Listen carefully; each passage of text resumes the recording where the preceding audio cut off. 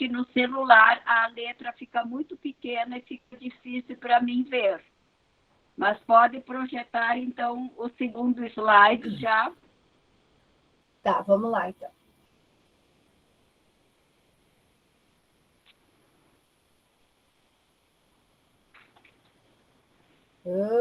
Então, o que seriam políticas públicas para as pessoas idosas? Então, as políticas sociais públicas, elas visam, então, só a um pouquinho, garantia de só um direito. pouquinho. Só um pouquinho. Não está aparecendo, né, o compartilhamento. Agora sim.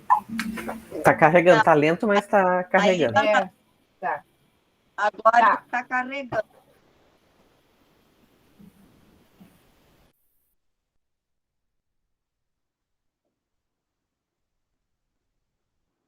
Apareceu? Não. Ainda não. Não. Isso que eu estou conectada com o cabo, não estou com a Wi-Fi. Dondoca? Fala. Tenta na janela. Não. Tá. Como é que eu fecho isso, então? Parar a apresentação. Tá. Aí tu vai. Aí tu pega uma janela. A tela inteira, tenta a tela inteira. Para aí, então, cancela. A tela inteira, daí tu não vai mais ver ninguém, só uma apresentação. Tá, mas tá. Tela inteira. Isso.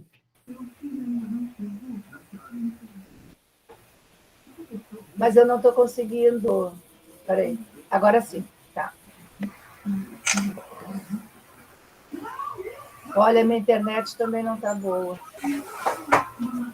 Ai.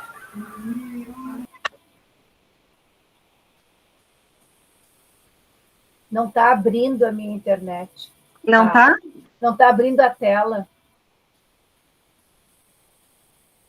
Tá. Uma janela ou tela inteira? Tela inteira.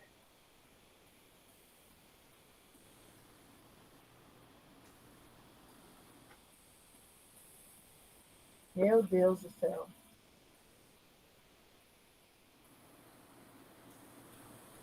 Tá, agora sim.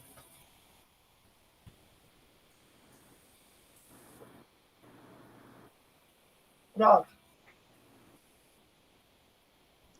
Deu, ótimo. Dá para... Tá, agora sim, dona. Tá, então, começando com o primeiro item da fala, eu quero falar rapidamente sobre as políticas sociais públicas. Elas visam a garantia dos direitos humanos, da proteção e defesa das pessoas em geral. Agora, quando eu falar sobre política do idoso, então visa a preservação, promoção e proteção e defesa dos direitos das pessoas idosas. O segmento, então, 60 anos e mais. E o fundamento dessas políticas sociais está na Constituição Federal, no artigo 230, que diz: a família, a sociedade e o Estado têm o dever de amparar as pessoas idosas, assegurando, então, a participação na comunidade e defendendo sua dignidade, bem-estar, qualidade de vida de todos os seus direitos de seres humanos. Eu diria que hoje esse artigo 230 ele deveria iniciar com direito e dever do Estado, da família e da sociedade cuidar, então, das pessoas idosas. Por quê? Porque as pessoas com 60 e mais são pessoas diferenciadas e que, conforme o avanço da idade, as necessidades, as demandas dessas pessoas, elas são bem diferenciadas do ciclo de vida, vamos dizer, da criança e adolescente, que faz o processo inverso, e também das pessoas jovens e adultas. E nesse mesmo artigo diz assim, no seu parágrafo 1º, que os programas de amparo, proteção e defesa das pessoas idosas devem ser executados preferencialmente nos seus lares. Claro que isso não é possível atender integralmente, mas há possibilidade, sim, de que os municípios e estados ofereçam os seus programas, ações e projetos às pessoas idosas o mais próximo possível das suas residências, ou então que as atividades mais complexas sejam localizadas no município ou em municípios vizinhos. E a outra coisa muito importante é que as pessoas idosas maiores de 65 anos tenham a garantia da gratuidade nos transportes coletivos urbanos. O próximo slide, só para lembrar, porque todos vocês conhecem o Estatuto do Idoso, que ele cita, então, todos os direitos sociais que as pessoas idosas têm, a cobertura, vamos dizer, gradativamente, conforme o avançar da idade. Então, nós temos a questão da assistência social, da previdência social, da educação em todos os níveis.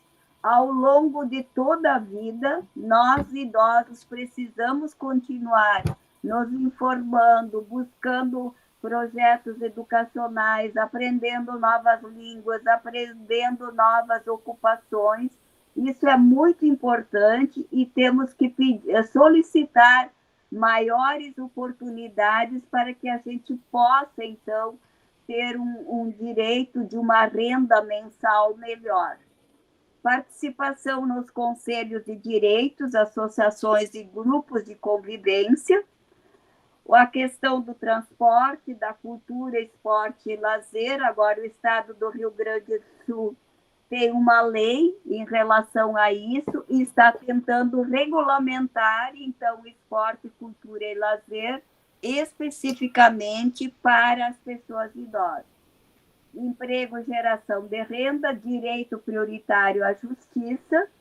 E depois temos os direitos e papéis. Quais são os direitos? Direito das pessoas idosas de ter proteção e defesa na violação dos direitos.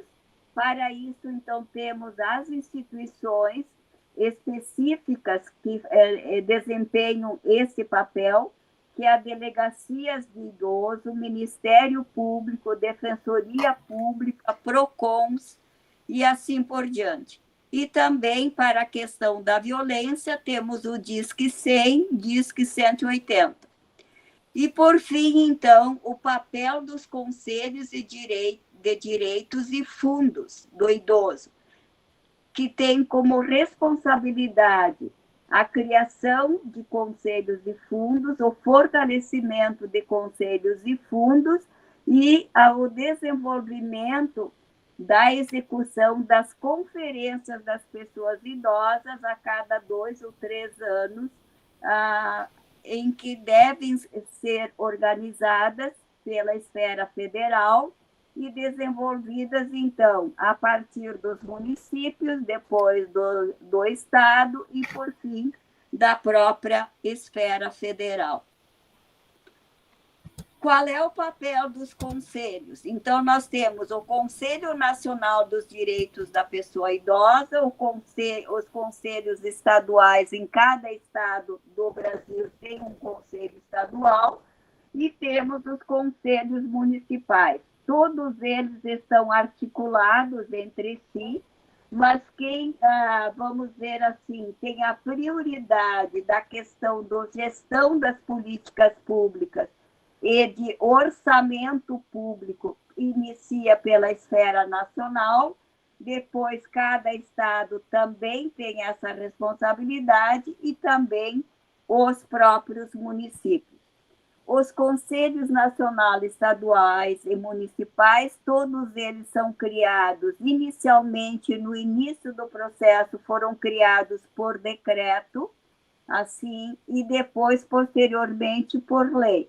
Mas, atualmente, todos os conselhos são criados por lei e são regulamentados depois por seu regimento interno, que cada uma das esferas vai, então, elaborar. Quero dizer que também todas as responsabilidades e competências são iguais, porém, em cada esfera atende a uma população X e também a demandas Y, e a mesma coisa acontece nos estados e também nos municípios. Então, as competências principais são a realização de eventos, realização de fóruns e a realização de conferências, então, nacional, estadual e municipais. E, por outro lado, a outra competência é de implementar as deliberações destas conferências em cada uma das esferas de governo. Então, a conferência municipal realizada, todas as demandas que foram deliberadas na conferência municipal para o seu município, o município tem o dever de implementar.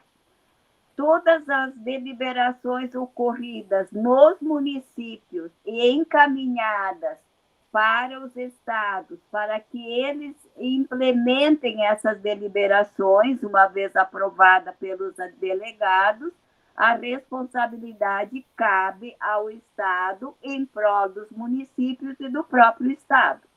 E todas as deliberações realizadas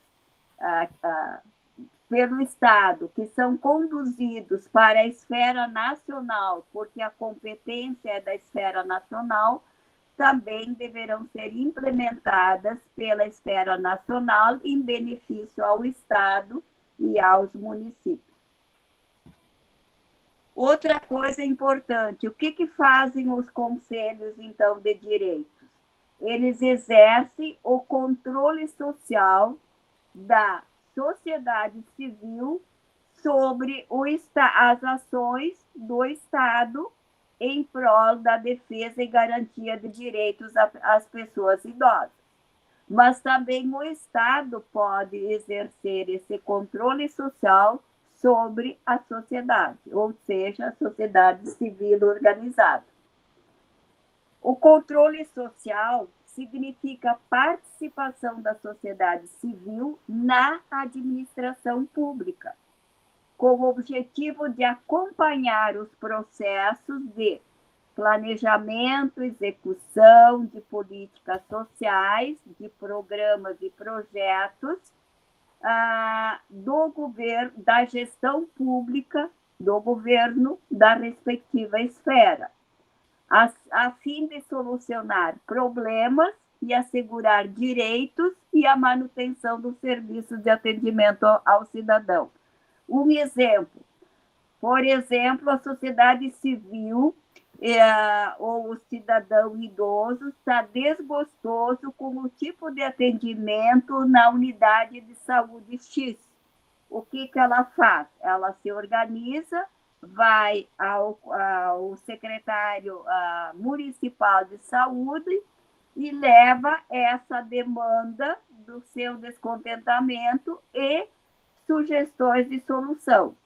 O secretário atende, recebe, então, essa comissão, conversa, dialoga e propõe, então, soluções para atender essa demanda das pessoas idosas que não está funcionando naquela unidade X.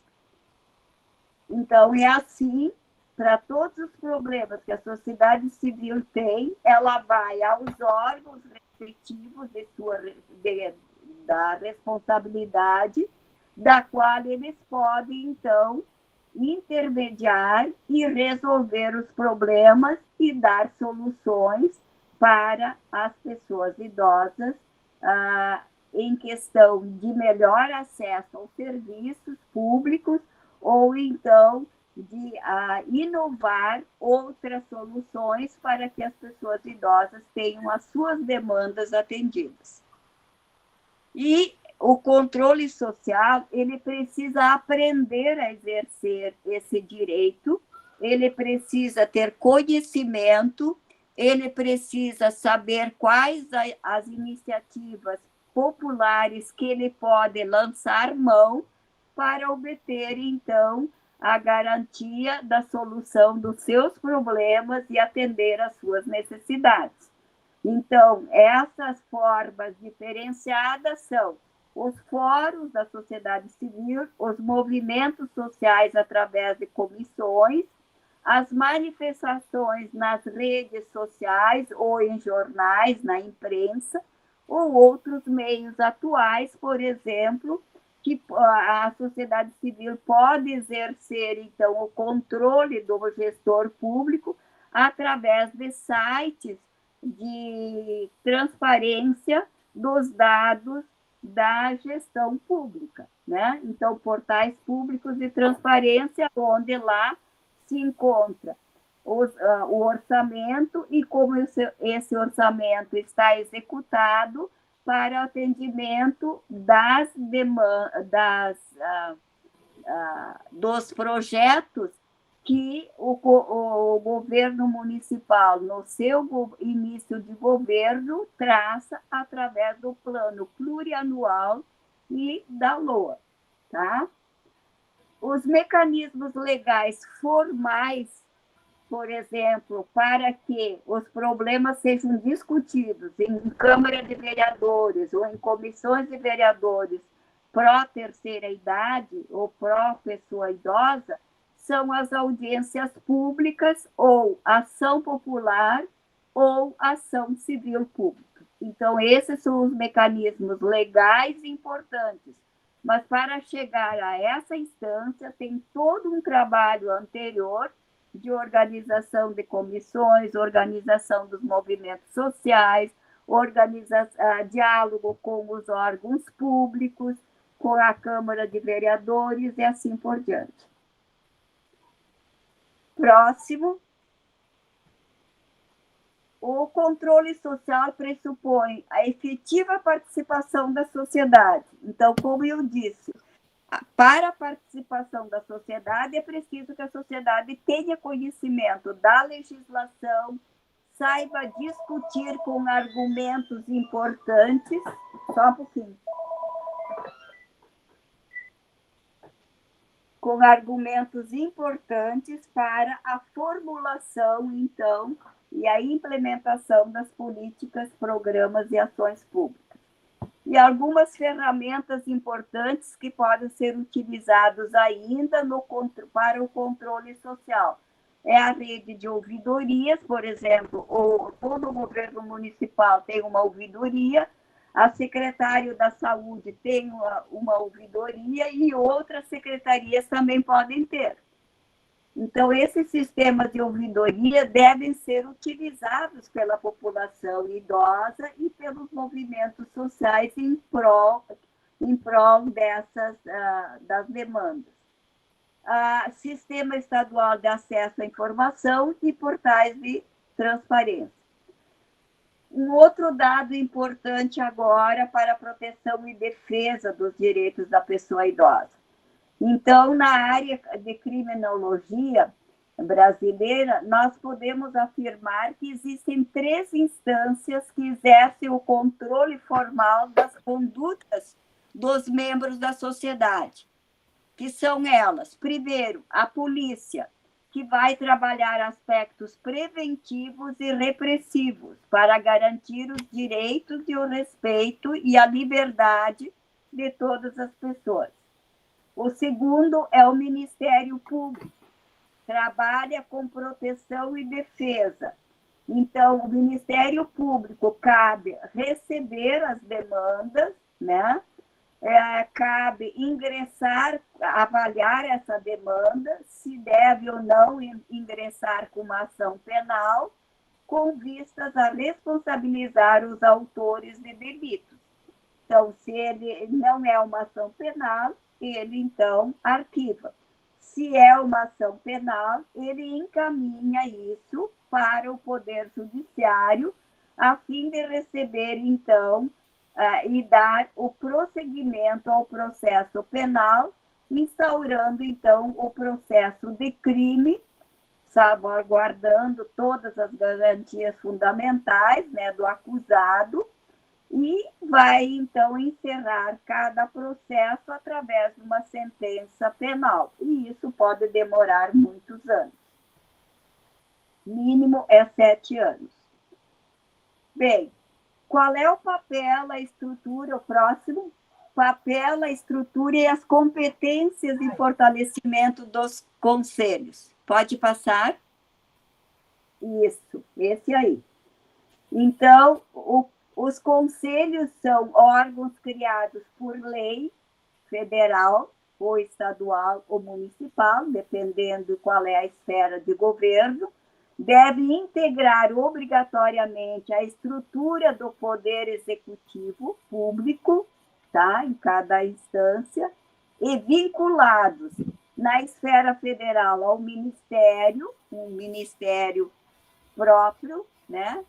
Na esfera estadual a uma secretaria e na esfera municipal também a uma secretaria na qual está inserida a política municipal, estadual ou nacional da pessoa idosa.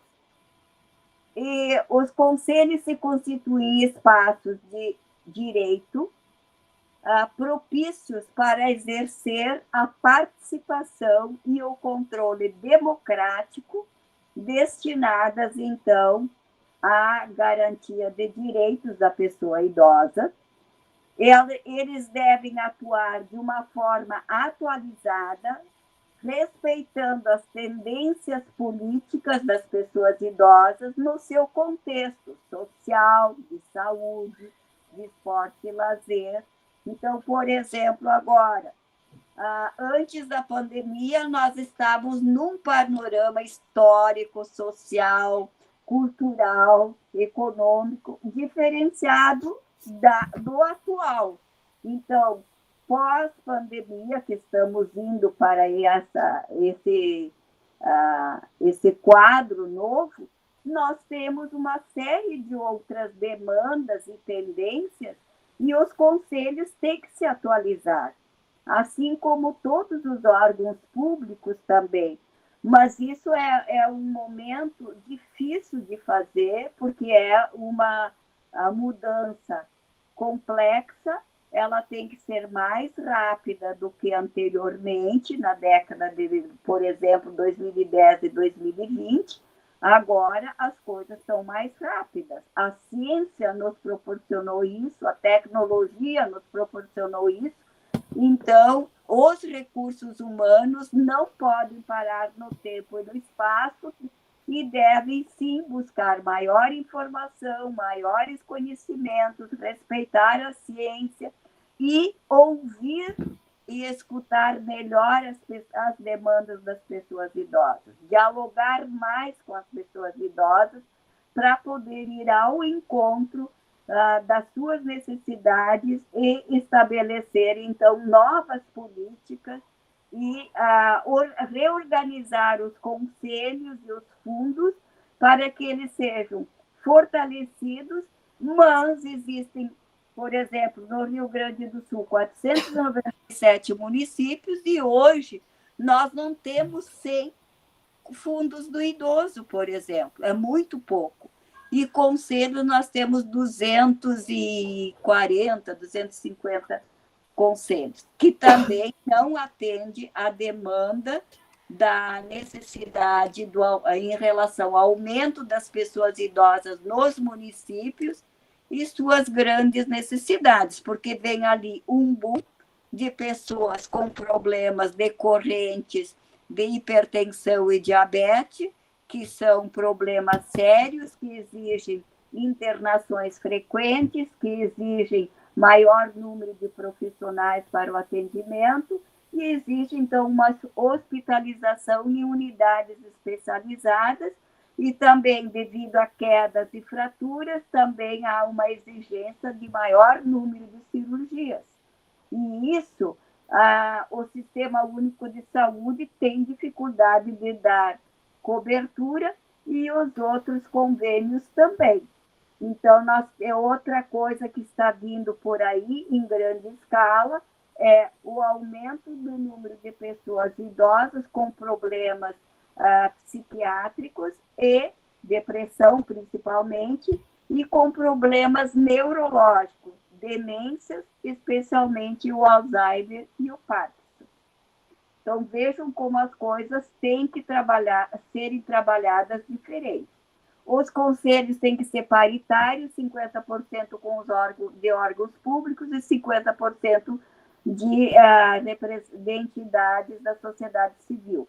Os órgãos públicos são nomeados diretamente pelo governo e são indicados e nomeados pelo governo, municipal, estadual ou nacional, e os membros, conselheiros membros da sociedade civil devem ser eleitos por um fórum, né, de 2 em 2 anos, para a sua renovação, ao menos de 50% deles.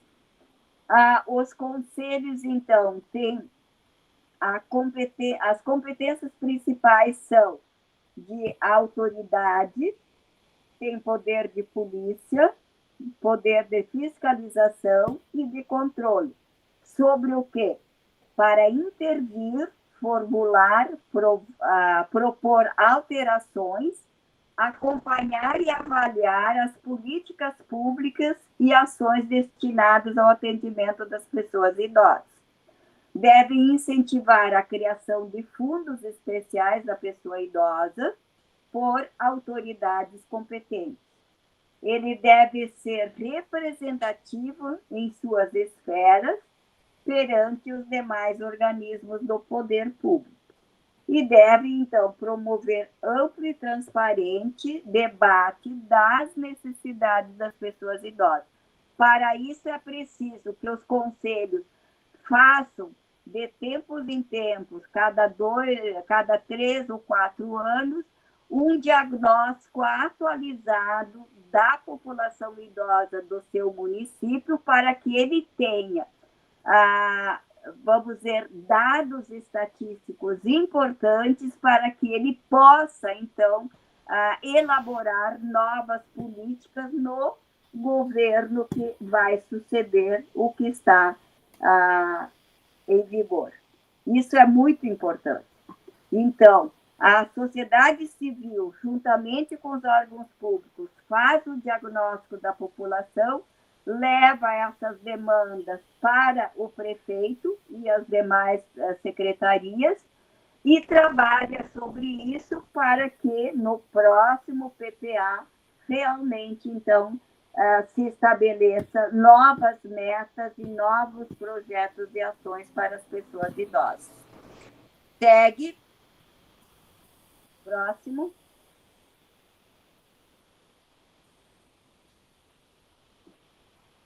Qual a constituição, então, dos conselhos? Como eu disse, já são 50% dos órgãos governamentais e 50% da sociedade civil, e os conselhos podem ter, no mínimo, 3, e no máximo até, não tem um limite estabelecido, mas, por exemplo, o nosso Conselho Estadual tem 32 conselheiros, sendo 16 da sociedade civil e 16 das entidades, aliás, 16 dos órgãos governamentais. Mas quanto maior for o conselho, mais difícil será para fazer a sua gestão. Então, a recomendação é que tenha um número menor de conselheiros para facilitar a gestão, mas que todas as entidades da sociedade civil possam ter um espaço e esse espaço ele seja renovado, então, em cada 2 anos. As instituições da sociedade civil eleitas, elas têm que ser constituídas por prestadores de serviços.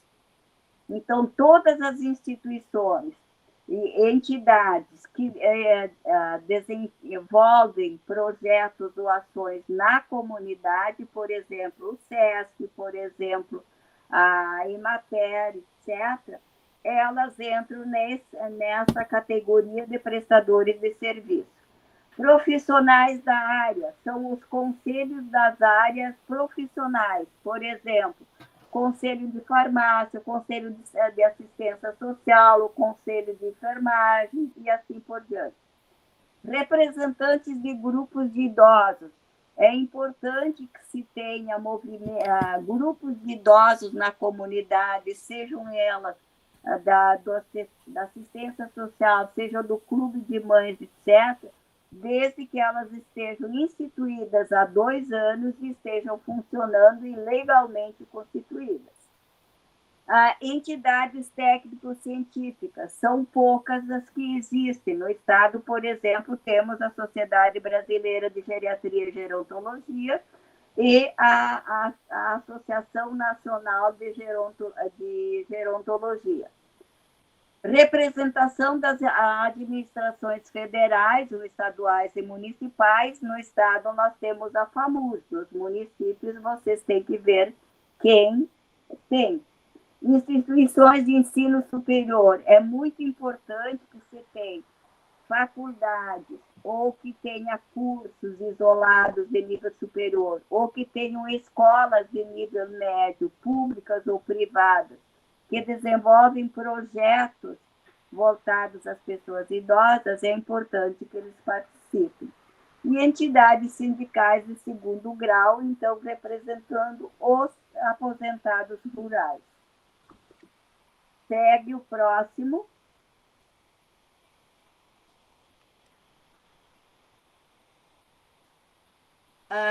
A estrutura básica dos conselhos. Então, deve ter uma plenária, né, que é composta de todos os conselheiros, uma secretaria executiva, que tem que ser fornecidos os seus funcionários pelo poder público, portanto, pelo prefeito, né, ou pelo secretário, no caso do Estado, e tem que dar mais 1 ou 2 funcionários e tem que dar toda a cobertura de equipamento.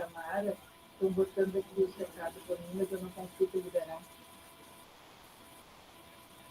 Depois tem que ter a diretoria do conselho, que é presidente, vice-presidente e coordenadores das comissões. Estão me ouvindo? Fecha aqui, por favor. Tá? Boa noite, colega Irid. Boa noite, querida.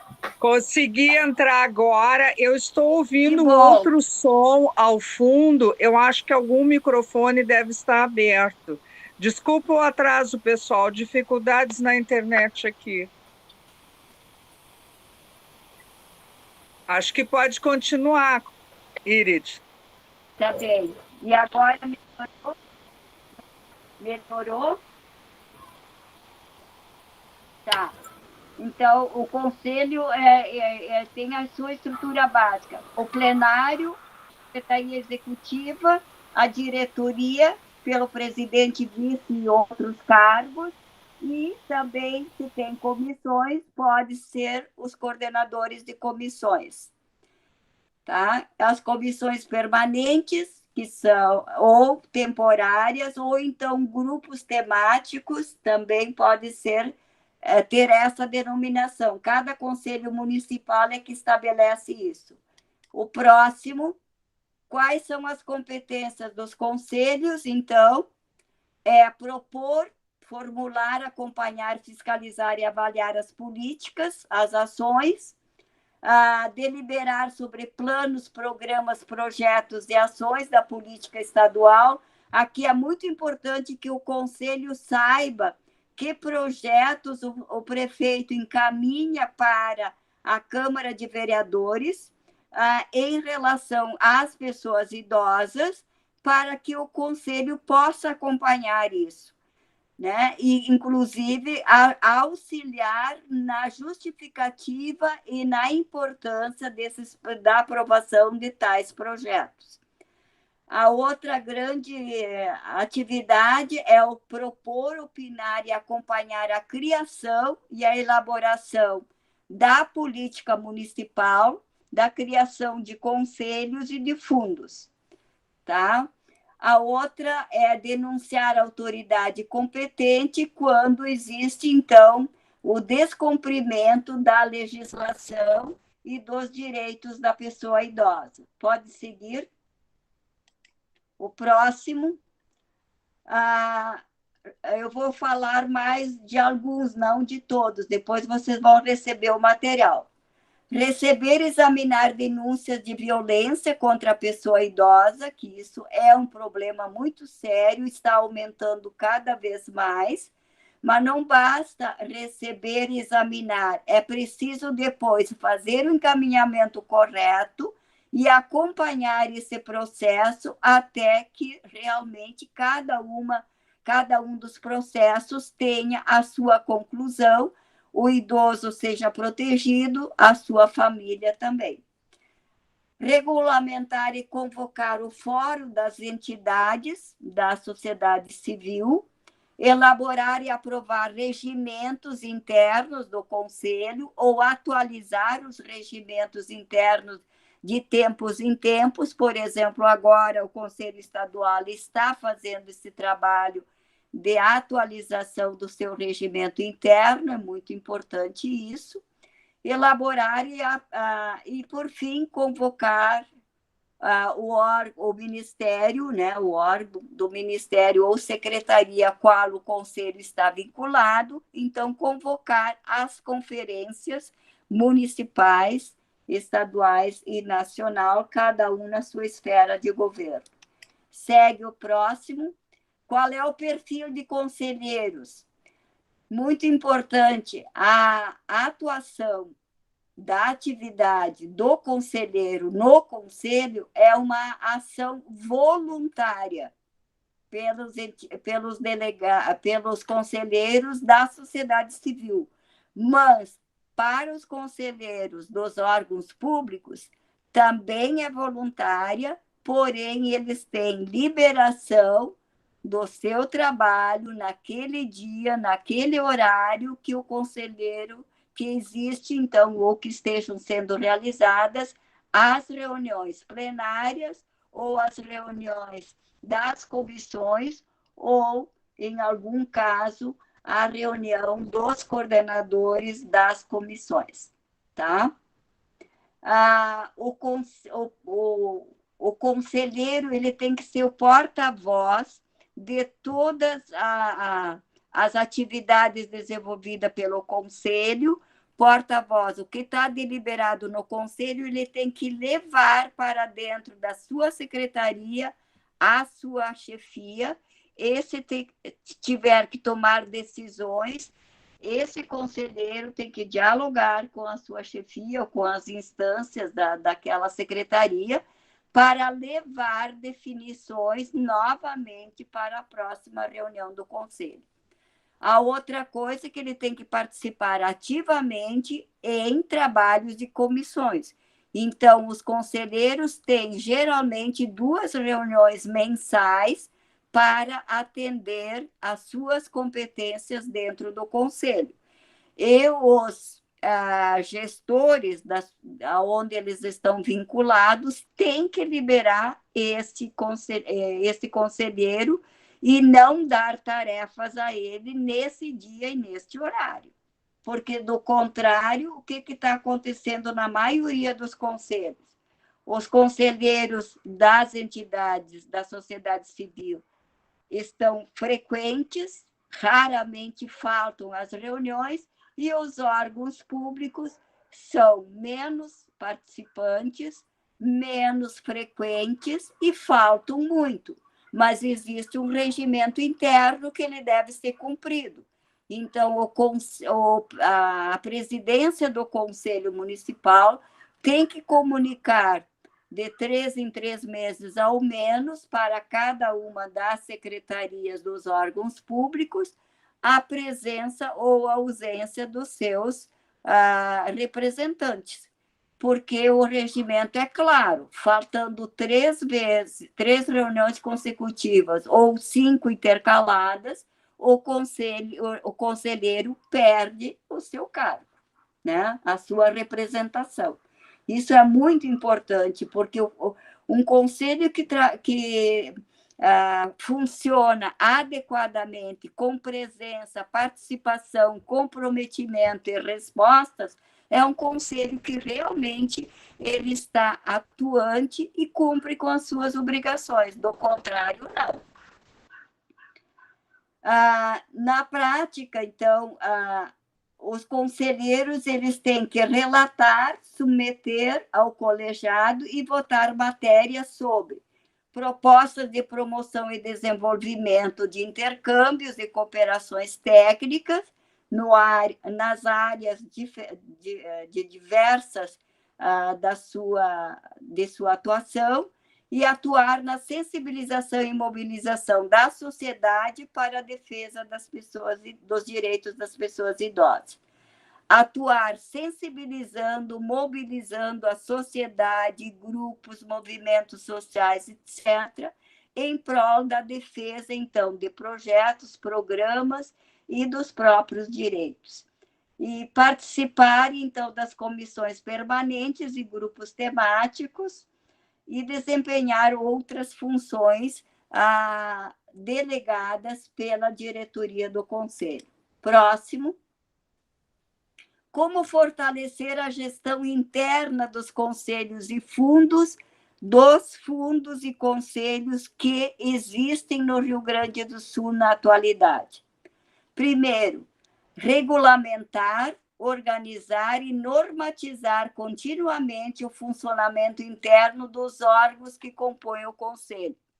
Por exemplo, melhorar o quê? A forma de agir, melhorar a forma de interface com os conselheiros, atualizar os regimentos, atualizar os procedimentos, ou seja, fichas, formulários, etc., atualizá-los constantemente. Valorizar o trabalho dos delegados. Por exemplo, as comissões internas, elas desenvolvem um monte de trabalho, dão parecer, analisam projetos, fazem o parecer, elaboram justificativas para assessorar a presidência.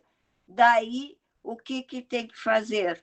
No final da gestão, quando o conselheiro se retira do conselho, é muito importante que seja valorizado esse trabalho feito, aonde o conselho deve dar um certificado ou um atestado dizendo que o conselheiro tal exerceu a função dentro do conselho do período tanto a tanto e que desenvolveu tais atividades ou participou de tais projetos. Isso depois o conselheiro coloca lá no seu currículo Lattes. Isso é valorização do conselheiro. É muito importante que seja feito isso.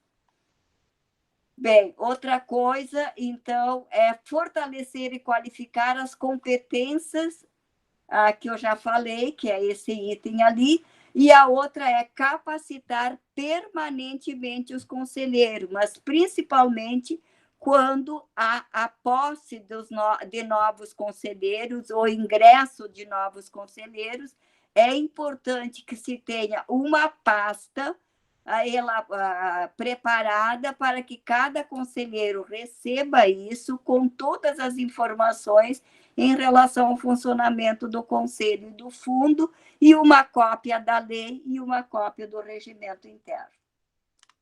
Próximo, promover interface com outros órgãos, envidar esforços para implementar, qualificar a gestão e o funcionamento do fundo. Outra coisa importante, no início de cada gestão, é importante que se faça, através de uma participação de todos os conselheiros, um plano de ação para aqueles 2 anos, para aquela gestão, aonde se coloca quais são os eixos, as metas, os objetivos e quais as ações programadas. Depois, se envolve os conselheiros para fazer, então, um cronograma de execução. Porque se não é feito isso, no final da gestão ou no final de cada ano dessa gestão, eu não tenho como elaborar um relatório e também não tem um relatório para prestar contas para a sociedade e fazer a publicação na sociedade de quais as grandes ações que o Conselho desenvolveu naquele ano e dar transparência a todas as pessoas que querem e também, principalmente, não só a sociedade civil, mas a sociedade acadêmica também, porque há muita... E aí a importância de manter um site atualizado do Conselho e do Fundo. A outra questão é receber e encaminhar aos órgãos competentes as denúncias e desenvolver ações educativo-informativas e fortalecer o protagonismo das pessoas idosas. E isso é fundamental, então, não há hora, agora que nós temos a internet, isso pode ser feito, então, online, e pode ser feito presencial, então, principalmente essas ações educativas e informativas, por ocasião de datas importantes. Por exemplo, 15 de junho é o Dia Internacional e Nacional da Prevenção da Violência. Então, é uma data importante. Dia 7 de abril é o Dia Nacional da Saúde. Então, fazer uma atividade voltada para a qualidade de vida ou para a melhor saúde, enfim. Então, aproveitar esses momentos importantes para isso. Próximo. Bem, no Brasil nós temos, então, nas 3 esferas de governo, cada uma com seu conselho. Na esfera federal, Conselho Nacional dos Direitos da Pessoa Idosa, e a sigla é CNDI. Nos conselhos, nos estados, os conselhos estaduais, aqui no nosso conselho estadual, a sigla é CIRS. E conselhos municipais de direitos da pessoa idosa, cada município tem, então, a sua abreviação. E agora, então, vamos entrar com o item como criar um conselho e fundo municipal do idoso, tá? Então, para aqueles municípios que querem criar, o Lions, ou as pessoas idosas, ou pessoas dos órgãos públicos que querem contribuir, então, primeira coisa, tem que fazer o quê? Mobilizar a comunidade para dizer que há o interesse de criar um conselho, e junto com o conselho, na mesma lei, se cria o fundo, e na mesma lei se coloca a criação da política municipal das pessoas idosas. Então, qualquer pessoa pode ter a iniciativa, buscar parceiros para fazer uma comissão mista, né, de pessoas que acreditam na ideia, começar a mobilizar a sociedade para ver quais são as entidades que estão trabalhando no município voltadas para as pessoas idosas, fazer uma lista dessas instituições, convocá-las para ingressar na comissão e depois promover, então, debates com a sociedade civil, com essa comissão, com as instâncias da sociedade civil e órgãos públicos, a promover debates maiores, né? E levar, então, isso para o prefeito municipal, para que ele seja sensibilizado e autorize, então, a criação do conselho e do fundo, e a partir daí, então, se elabora um anteprojeto e, uma vez que ele está pronto, se leva para a sociedade novamente para dar visibilidade, ver se tem ajustes a serem feitos, e no final, então, pode seguir, e depois, então, de ser levado ao público e sensibilizada a sociedade, se leva esse projeto ao prefeito, que, por sua vez, vai colocá-lo nas mãos da assessoria jurídica para revisá-lo, para adequá-lo na linguagem jurídica e de projeto, e uma vez que o prefeito aceita, e ele, então, o prefeito encaminha esse projeto para a Câmara Municipal, a fim de dar seguimento, então, para passar nas suas diversas comissões até chegar à aprovação e colocá-lo, então, uma aprovação final na Câmara de Vereadores. Concluído, então, e depois sensibilização. Uma vez aprovado o projeto de lei, o Conselho, o Fundo e a Política ficam criados, segue o próximo, e daí, então, o que tem que ser feito? O prefeito homologa, então, a lei da criação do fundo e do Conselho da Política, constitui uma comissão paritária para a implantação do Conselho, organiza um fórum que vai eleger, então, as entidades da sociedade civil e, por fim, o prefeito deve nomear por decreto ou portaria municipal os representantes governamentais definidos na lei, né, da criação do Conselho, e ele vai divulgar e definir o prazo e a data para a instalação oficial do Conselho. A instalação do Conselho tem que ser feita pelo prefeito. Segue o outro, instalação solene do Conselho e posse dos conselheiros eleitos e nomeados, então, pelo Conselho, em ato solene, com um convite da comunidade para prestigiar, estar presente, eleição da diretoria pelos conselheiros, diretoria convoca uma reunião para elaboração do regimento interno, que geralmente o prazo para isso já vem estipulado na lei de criação do Conselho. Depois, então, tem que fazer o cadastro do fundo, cadastrar o Conselho e também o fundo no Conselho Estadual, cadastrar o fundo também no Conselho Nacional dos Direitos da Pessoa Idosa e na Receita Federal, e, por fim, a organização e funcionamento do Conselho, conforme lei e regimento, pela diretoria que foi empossada. Próximo. Como deve ser constituído o Fundo do Idoso? Então, ele deve ser constituído por lei, regulamentado por decreto, tem que ter constituído uma comissão para a gestão administrativa do fundo. Quem vai constituir essa comissão é o prefeito e a Secretaria da Fazenda, geralmente. Ser constituído por CNPJ próprio, regulamentado, ter conta bancária pública específica de banco público para a movimentação dos recursos financeiros. Ser cadastrado, como nós já vimos, ser inscrito e regularizado conforme as instruções normativas da Receita Federal.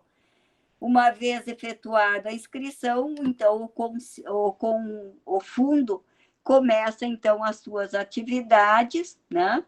E ele deve elaborar um plano de aplicação e estabelecer os critérios para o repasse dos fundos, e esses critérios devem ser, então,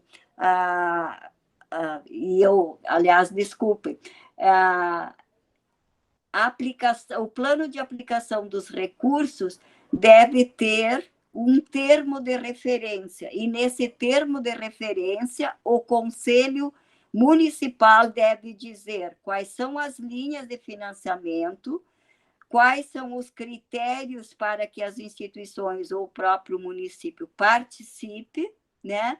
E depois, então, a secretaria, a qual o fundo está e o conselho estão articulados, deve, então, lançar um edital de chamamento público, tá?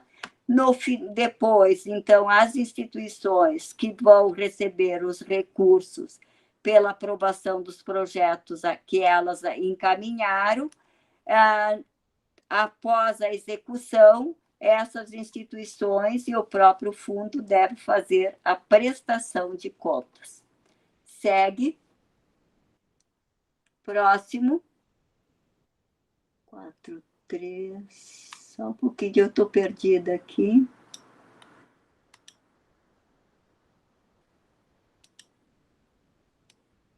Eu acho que...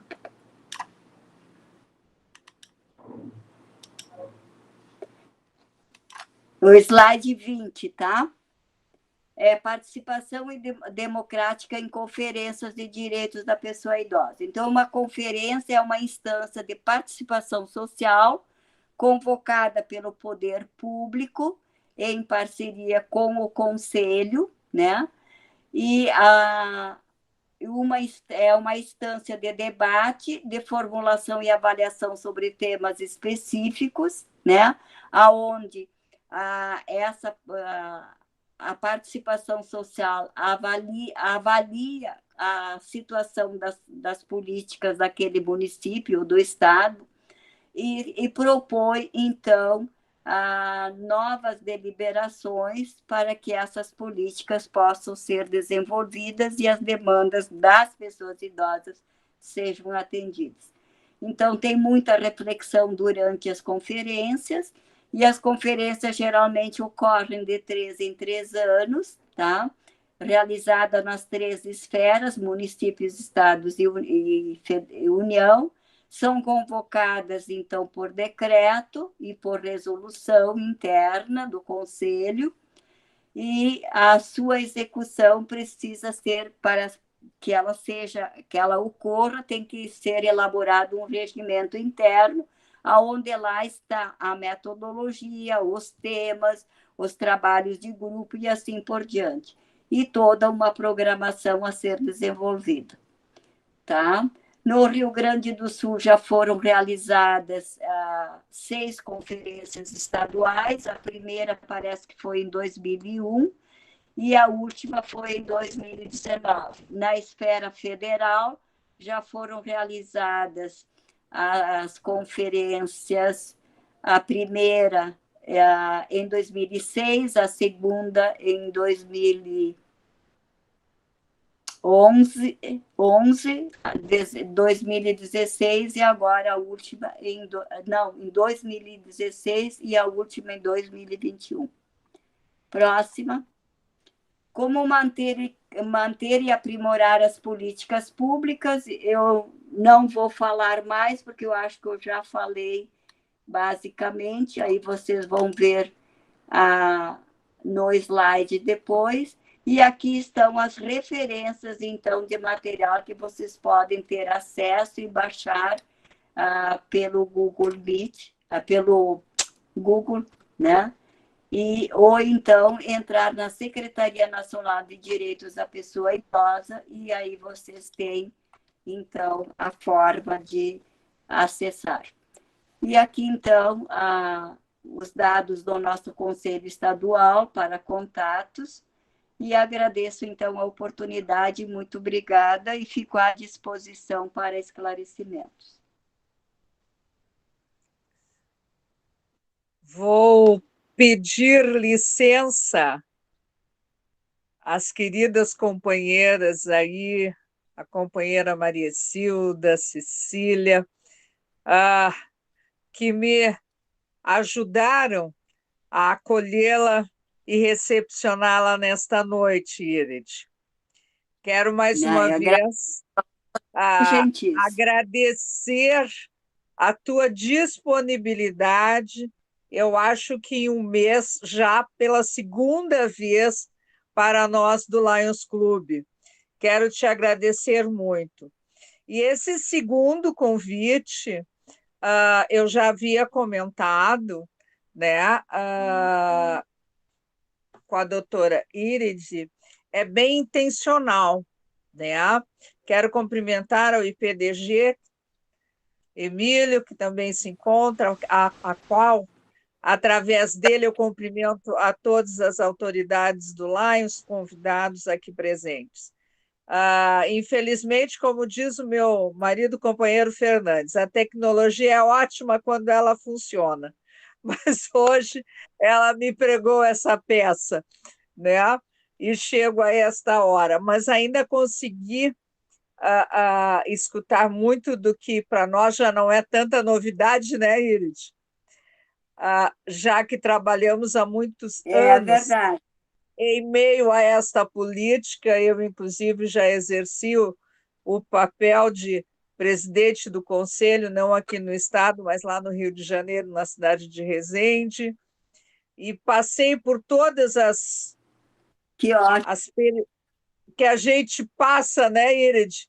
Quando um conselho é novo, quando as pessoas ainda são leigas no assunto, e, infelizmente, não é, a legislação dos conselhos ela é bastante ampla e exigente, o que muita gente desiste no caminho porque acredita que não poderá lidar com isto.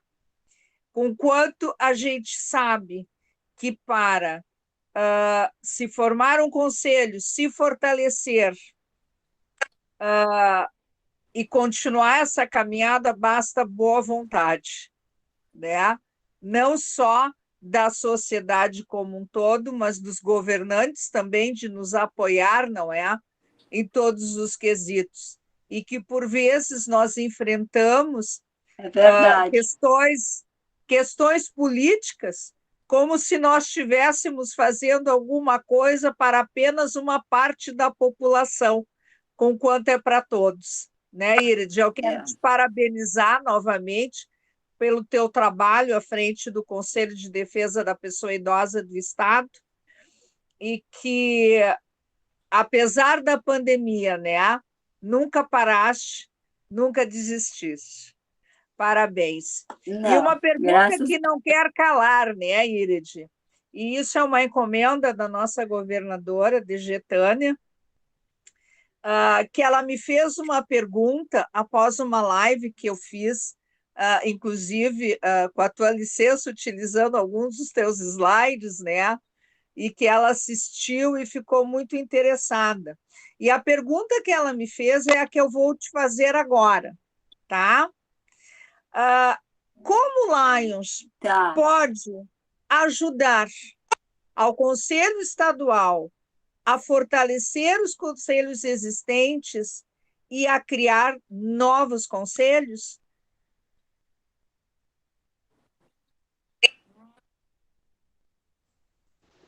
Bem, eu quero te dizer que talvez a minha resposta não seja tão adequada, pertinente, vamos dizer assim, porque eu não conheço toda a organização e funcionamento do Lions, tá?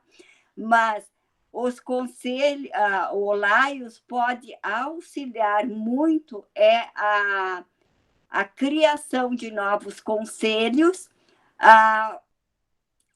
fazendo adesão aos movimentos dentro do próprio município, né? E no Conselho Estadual, como é que há a possibilidade de ajudar? Por exemplo, o Lions, ele trabalha com o atendimento às pessoas idosas. Ele é um prestador de serviço, ele também tem profissionais, então, também profissionais do Lions podem, na renovação dos membros do Conselho da Sociedade Civil, participar através dos seus conselhos. Por exemplo, um assistente social que trabalha no Lions, que é coordenadora de um programa, ela pode participar no conselho como prestadora de serviços, naquela categoria, porque eu visto que tem várias categorias. Por enquanto, eu vejo assim, mas nós podemos dialogar sobre isso e ver se há uma outra forma, né? Outro tipo de parceria. Por exemplo, o Lions poderia produzir material informativo educativo.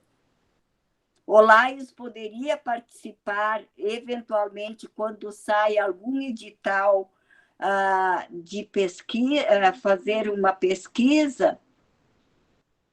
Então, nós temos que dialogar sobre isso. Eu não saberia agora te dar uma resposta mais ampla.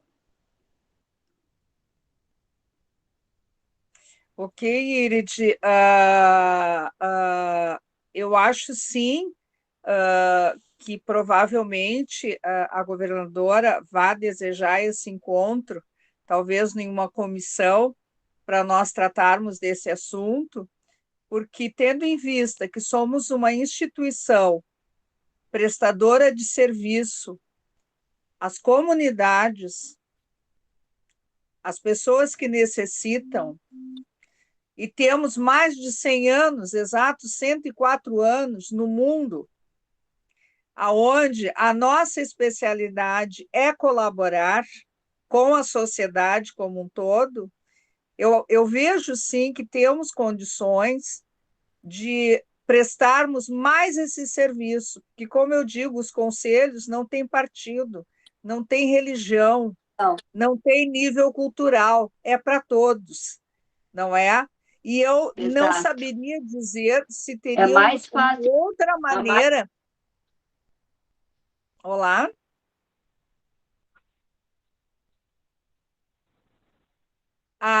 Eu acho que poderíamos, sim, colaborar de uma maneira bem ampla e abrangente, com um número que eu não saberia hoje numerar de atendidos. Certo. Não, nós podemos marcar, sim. Eu gostaria de escutar o nosso IPDG Emílio neste momento.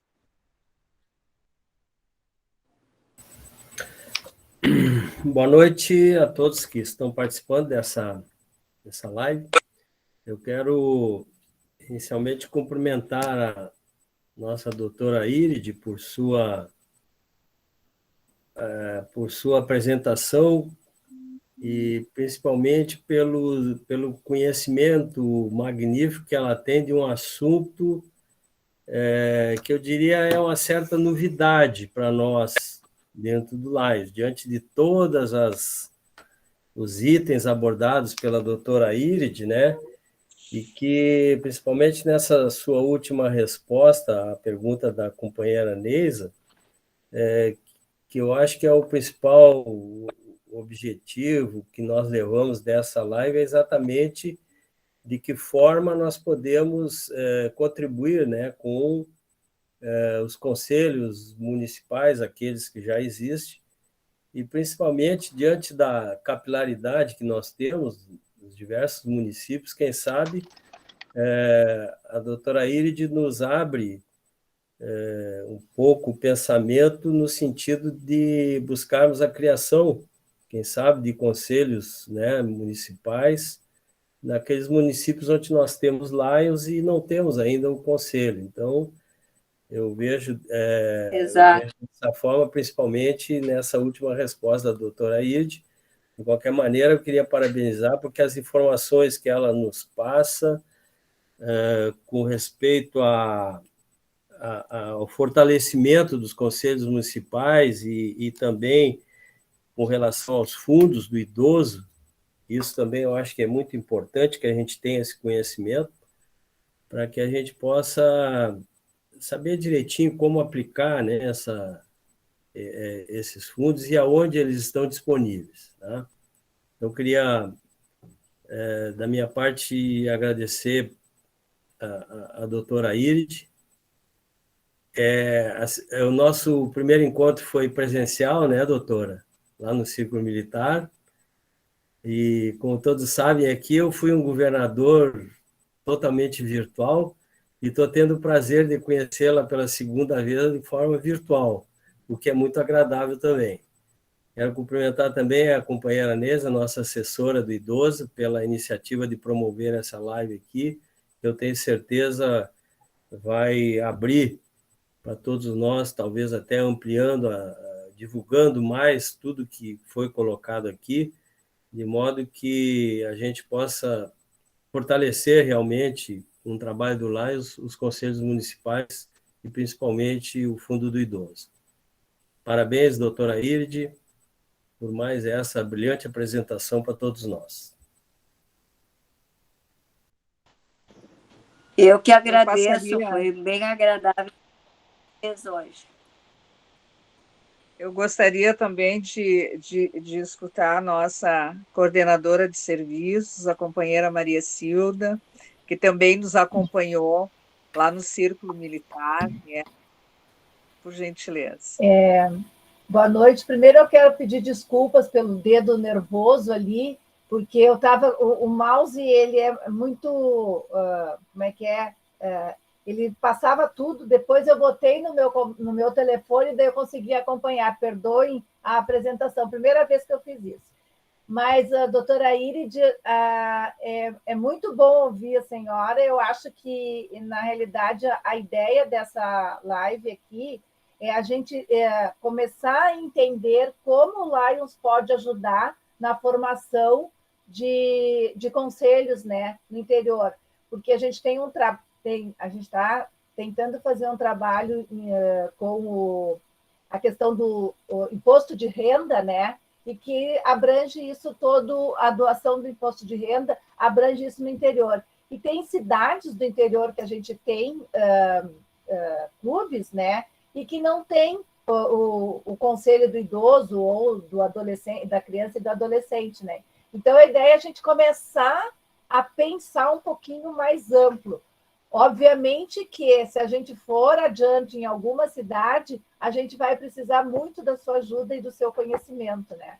Então, muito grata pela sua explanação e eu gostaria de saber só 1% de tudo que a senhora falou aqui, assim, que fala com tanto amor, com tanto carinho, com tanta dedicação ao seu trabalho. Parabéns, obrigada. E eu acho que ainda temos uns minutinhos, podemos passar para os companheiros e companheiras que estão presentes, que talvez desejem fazer alguma pergunta à doutora Iride. O Luiz Leomar, pode perguntar, Luiz. Boa noite a todos, boa noite, companheiro, boa noite, doutora Iride. Foi um prazer poder assistir a sua palestra. Eu quero só relatar que aqui em Bagé, onde eu resido, nós temos 5 clubes de Lions na cidade. E não tem conselho de idoso. Então, olha só a oportunidade aqui da gente, a gente tentar criar. No último imposto de renda, eu também sou contador, e a gente destinou alguns valores dos que se proporam a doar, tanto para criança e adolescente quanto para o idoso. Só que a gente teve que destinar para outra cidade, uma cidade vizinha aqui, porque em Bagé não tem o Conselho do Idoso regulamentado e inscrito na Receita Federal. Então, eu só queria deixar esse depoimento e dizer que quem sabe a gente precisamos aprender mais com a doutora Iride para a gente poder realmente dar seguimento. Companheiro Luiz, nós receberemos todo esse material que ela deixou e conte comigo também. Eu já vou lhe passar uma tarefa, então, da assessoria, não é? Quem sabe tu podes puxar esse movimento aí em Bagé, né? Junto com os nossos companheiros que atuam tanto, não é, neste LD3. Eu teria muito prazer de sentar com vocês e ajudar nesse processo. Muito obrigado, muito obrigado. Nós falaremos, então... Que beleza, ótimo.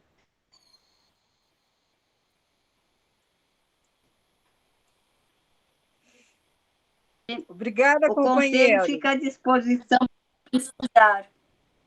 Valeu, o depoimento foi ótimo.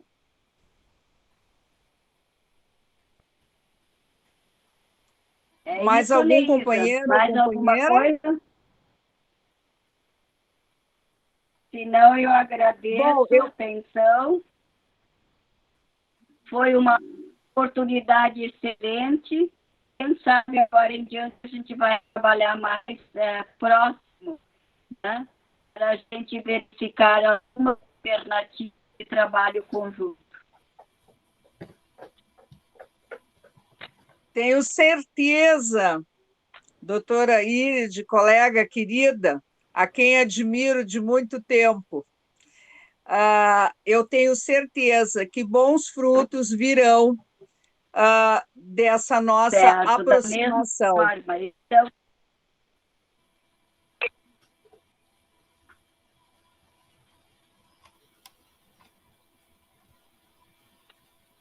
companheira Maria Silda. que bom, que bom. Quem começou, termina. Então, quando vocês quiserem, agendem e a gente vai dar sequência ao diálogo. Obrigada. Então, tá bom. Então, obrigada. Quero agradecer ao PDG Emília, a companheira Ada, que estavam aqui presentes, o Delmar, todos vocês, e principalmente a Neísa, que nos trouxe a doutora Irid, né, para palestrar hoje. Doutora Irid, esse é o primeiro de muitas reuniões que eu tenho certeza que a gente vai fazer aqui para a gente poder trabalhar em conjunto. Obrigada a todos e boa noite. Uma boa Muito noite, um grande pela abraço. Boa noite, parabéns, pessoal. Muito obrigado. Boa noite a todos. Um grande abraço.